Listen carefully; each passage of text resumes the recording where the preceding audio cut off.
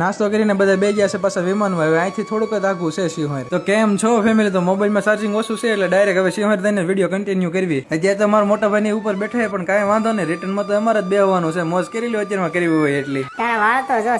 તો ફેમિલી વાળને ઇગ્નોર કરજો ને આપણું વિમાન ઉતરી ગયું હોય સિંહોર. જવાનું છે ડુંગર ઉપર દર્શન કરવા. ચોટીલાની જેમ આ મંદિર પણ ડુંગર ઉપર જ છે. એમ મારું ફૂઈ હું નનકો હતો ને ત્યારે ઠેઠ સિંહોર રહ્યા હતા. આજ કેટલાય વર્ષ પછી આજ પાછા જાય છે. જો તમને એવડો ફોટો બતાવું. તમે કોઈ માનશો તો નહીં પણ પેલા ઉભો એ હું છું, પછી મારા મોટા બા અને છેલ્લે મારા ફૂઈ. ઘણા વર્ષો પછી આવ્યો છું. અત્યારમાં તો બધું બદલાઈ ગયું છે. આજે ડુંગર ચડવાની શરૂઆત જ કરી હતી કે બેન થાકી રહ્યા, કા બેન પગ દુખવા મળ્યા, થાકી રે તો ઘરે રેવાય. એ બે કે મને એમ થયું થોડો પોરો ખાઈ લો ને પાણી પી લીધું. મારા બાને પગતા પગતા કેટલો પરસેવો વળી ગયો. મારા મોટા બાપા જે થાકીને બેહી ગયા છે. એટલી ઉંમર છે તો મોટા બાપા મારી કરતા મોર નીકળી ગયા. મારા બા તો બધેથી છેલ્લે રહી ગયા. સિંહોર ગામનો એકવાર નજારો જોવો અને સિંહોર થી કોઈ જોતું હોય આપણો વિડીયો તો કોમેન્ટ કરી દેજો. જય સિંહોર. એમાં આવીને પછી દર્શન કરી લીધા. દર્શન કરીને પછી શ્રીફળ વધેરી લીધું. પછી અમે